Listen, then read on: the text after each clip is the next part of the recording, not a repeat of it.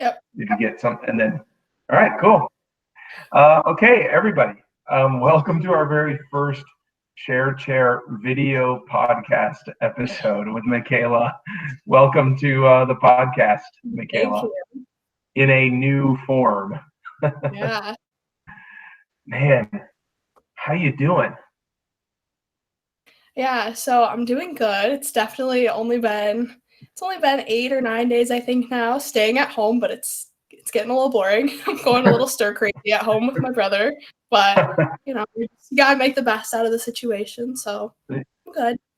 Yeah, that's good. What types of things are you doing, Makayla, to like make the best out of the situation? Yeah, so I try my best. It's really hard when you have nothing else to do and nowhere to go, but I try my best to stay off of my phone and social media because I know that that creates a lot of negativity around my life. So I'm trying to not focus on that negative aspect of all of this. So I try to go for walks. We take walks every day. My brother and I will play a Uh-huh. new game. We just ordered a bunch of puzzles at the house. Now that we're in All full right. lockdown, my mom and I are going to go to town on some puzzles. Yeah, so just trying to find other things. I think disconnecting from social media has helped me a lot. So I don't, obviously my networks are different than yours, but yours are having a lot of negativity, you said?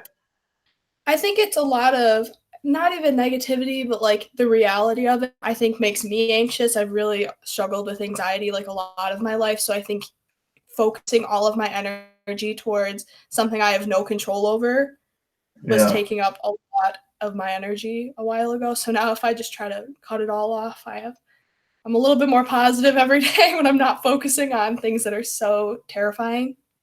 Okay. Okay. Yeah. Do you mind talking about that a little bit? Are you saying like the virus itself, or are you saying like some of the reaction to the virus, or like what do you mean? I think more so the reaction. The virus itself scares me because it spreads so rapidly. Like we're already at 1,200 people now. And a Hmm. week ago it was like 15. So Yeah. that scares me, but I think it's more so the way people are reacting to this, like the grocery stores being raided by everything and not being able to get what they need, even though if we would just stick to how we did things before, it really wouldn't be this severe. And just, I don't know, it scares me that we can't even like leave our house now because nothing like this has ever happened. So we don't really know how to handle it. Yeah, there's no like playbook even Yeah. for your mom, to follow. It's not like she's been through this either, and so we're just sort of, yeah. Well, it's interesting that disconnection from social media has been an important part to you staying calm. Yeah. Mm-hmm. What now actually we had talked about this. This came up in class even not that long ago, but your relationship to your brother is really strong, Yeah. right? Yeah, Yeah. that's got to Yeah. help during this time, huh? Yeah, it's nice because especially going to college next fall, it's like you get that little extra time where it's just he and I. And yeah, he and I are really close. So, I mean, he's getting on my nerves a little bit, but I don't mind him. Wow. Listen, this is a lot of extra time near each other. I think even the best of Yeah, people are going to get on each other's nerves a little bit. Yeah. yeah. He's getting a little Now, crazy. I can tell he needs to go. now, what about college? Like, I'm especially sad for you seniors. Um, Yeah. you know what? Yeah, what's kind of on your mind in regards to being a senior and things that you are concerned about missing about, or yeah, what's on your mind, especially as a senior? Yeah, so I think being a senior when this all started, my main focus was, well, what happens if school gets canceled? I was Hmm. taking it like one step at a time. Well, first school, and now we're out of school, and I've had all this time to think, and I'm thinking about like prom and graduation, and it weighs on my heart, and I know it weighs on my friend's heart very heavy, and it makes Hmm. me sad because it's something you look forward to, and you get those like class of 2020 shirts. You're in kindergarten, you look forward to it, and now it's like you don't have an option. It's being stripped from you, so that it's hard. But I'm also trying to take it as it's not just affecting me. It's affecting Hmm. Spring Lake. We're not the only seniors who are going through this. There are Yeah. worse things going on. Yeah. Yeah. Did it take you a while to, I mean, that's a really mature stance to have. Did it take you a while to get to that level, or did you feel like you were there right Yeah. away? Or No, it took me a while, and I felt selfish feeling the way I did at first. And I would talk to like my family about it, and they're like, "You shouldn't feel selfish. Like it sucks. You're getting something that everyone else gets taken away from you, and it's not by choice." Like, and so I felt really selfish at first. And recently, over the past couple of days, is when I was like, "Well, I mean, whatever happens, happens." I personally believe that everything is happening for a reason right now. That this is all going to go in the right yeah. direction. So at some point, all of this is going to happen. It's out of our control. So yeah. Where does that sense come from? I mean, that's really must be comforting to feel that this is for a reason. Does this come from a faith of yours, or Well, kind of, yeah. I believe in having like a relationship with God more than following a religion. So okay? I've always done that with my family. My mom has always told me mostly like everything is going to happen for a reason and only worry about the things that are in your control and the way you react to things, not the way that things are making you feel. So you can handle your So, Mikhail, emotions. yeah, yeah. So, Makayla, I hope you are okay with me asking about this, but you have had some very serious practice with only controlling what you can control. Your father passed away Yeah. when you were quite young, right? How Yeah. old were you? Yeah. I was 8.5. You're 8.5. Yep. And so, has your mom been teaching you that message since then? Yeah, I think so. My mom has been like a big staple in our family. She's really strong. My mom doesn't really cry. She's always Mhm. been like that, well, we can do what we can do. And I think seeing her and growing up with just my mom when she had gone through all of that, but she had a baby and an 8-year old and was working full time. And like I think that was the point when I was just like in admiration of my mom. So, Yeah, yeah, she always teaches me, you can control what you can control, and the rest you just gotta let go because it's not good to live in negativity. yeah. It feels like wasted energy or something like Yeah, that. So, yeah, some of these, I mean, I don't. Maybe the answer is no. I don't feel this at all. I mean, I just am asking the question. I'm not sure what the answer is. But like, do you feel some of that? Those like, it's been 10 years since your father's passing, and yeah, I wonder if like the harder lessons to learn during that time are helping you now. It seems like I think maybe. they do. I Yeah. definitely think they do because I think I take every day that I'm having, I think I take all of those and I try to do everything that I can, and I think it's affected me so much that now I think of everyone else, and I'm always like, "Well, I wonder what they're going through." There's Mm, worse like, people have it worse off, especially right now, coming to this mm. realization, like, obviously, we're missing some of the biggest things, but people are having it a lot worse. People are losing family members. So, yeah. And the fact that you understand that or have felt that yourself probably, yeah, Yeah. that would have, yeah, that would affect my view of things too, I think. So, yeah, we can learn a lot from you, I think, just by even recognizing that or saying that. So, yeah, thank you. Yeah. Yeah. So, what is, I mean, how's school going? Like yeah, you're being, I mean, I know you're in my class. I'm giving you work. Is that is Yeah. that the work, I mean, that you have? Do you have work in every class? Like what's your work looking like at home right now? Yeah. So I have my first hour is dual enrollment. So I take a college class through MCC, Oh, and that was all online in the first place. So that's the same, which is kind but of nice. but that is still going on. Yep. Online, nothing changed. Okay. Yeah. And then choir, I am not really getting a whole lot. We get Okay. little things here and there, but there's not much you can do from home with that. Yeah, Um, yeah. I mean, when if the focus is, performance, it's kind of like, yeah, yeah.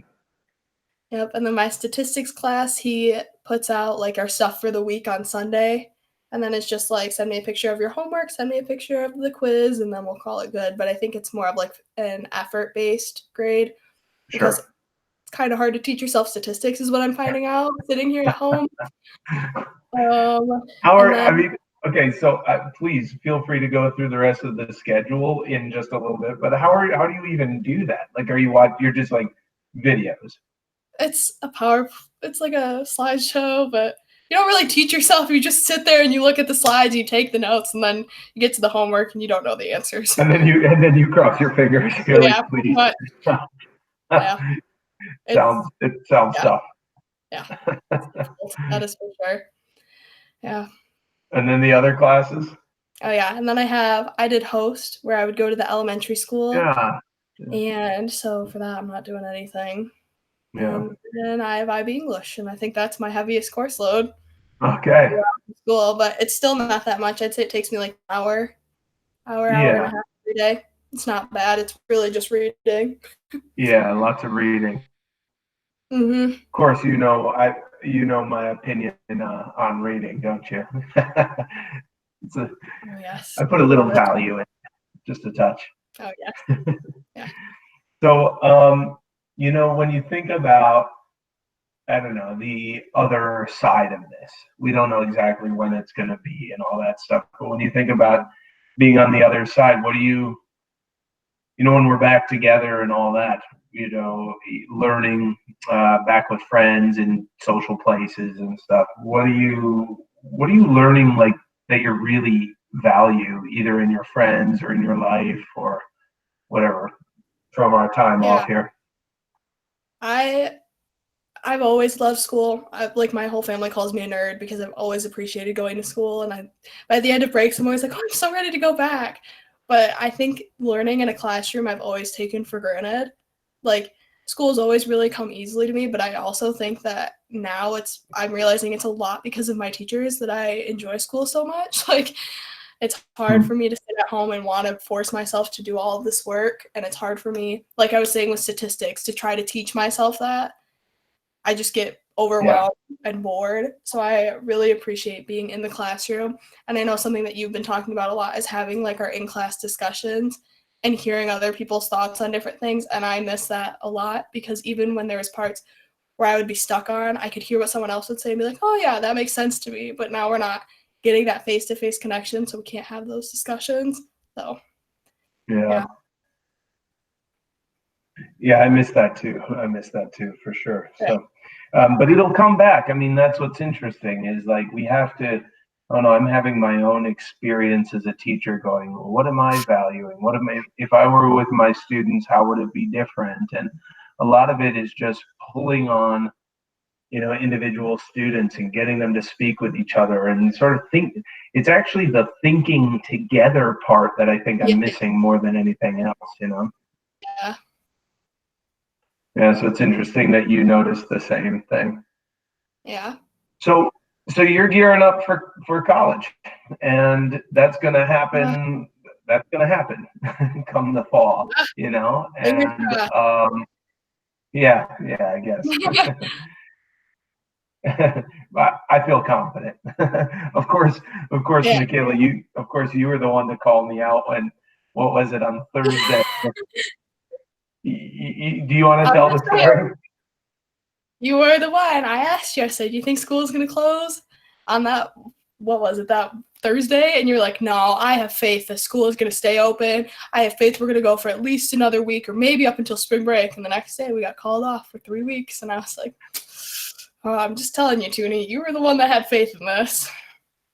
I did. I really thought we were gonna do it, and then I was like, and then also, then on Friday, you were like, "Hey, yeah, I remember you asking the question, what about after spring break, and what about?" I was like, "I'm confident we're coming back after spring break," and I mean, I'm still hopeful. I'm still hopeful. Hopeful. I've maybe changed from confident to hopeful, but you know, Yeah, it'd be yeah. nice. It would be nice to go back. But college is coming. This is the point. College is coming. And how are you feeling about that transition and that move? Yeah, I'm excited. I was really nervous even a month ago.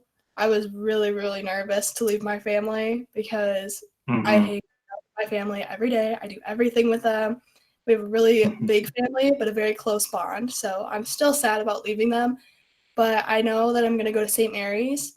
this fall, and so I think that knowing where I'm going and like it's like hyping me up almost. I'm getting excited and like talking to girls who are going there, and yeah, I'm excited.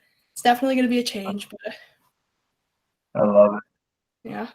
I love it. No, I'm excited for you. It's going to be great. So, um, hey, Makayla, I feel like we've covered a lot, and I just wanted to check in with you and get your perspective on everything.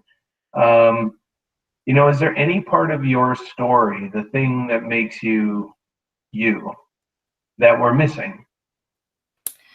I would just say to take every day and find a positive in it.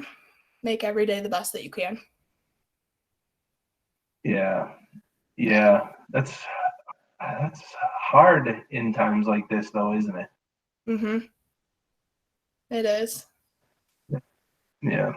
So, and then reminders, I guess, like, where maybe your story really helps me is thinking about what an incredible young person you are, despite, growing up, seeing your father get sick and pass, and that here you are now in this tough time for me. Frankly, this is really challenging and hard for me. And that reminder, like, it could be worse. Control what you can control. Those ideas they resonate with me, and I'm thankful to you for sharing them. Thanks. So here's how we end and maybe you kind of gave it, maybe you kind of already did it, but I'll phrase it this way. We always end the podcast with this question, and if it's a repeat, it's fine. You can just answer it anyway. Okay. But if you have one piece of advice to give to people tuning in, watching, or listening, what's that piece of advice and why?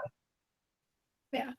I would say, like I said before, try to be the most positive you can in every situation, because at the end of the day, you can take everything hour by hour, minute by minute if you need to. At the end of the day, if everyone's healthy and happy, then that's all that matters. I can live with that. Thanks, Makayla. I appreciate Yeah. it. Thanks for joining on the first video podcast. No, of course. I will see you in a couple of weeks, Makayla. I Knock on wood. promise. Promise. I promise. Yeah. That's with a question mark, not the exclamation point that I had, before. Yeah. See you, Makayla. Bye.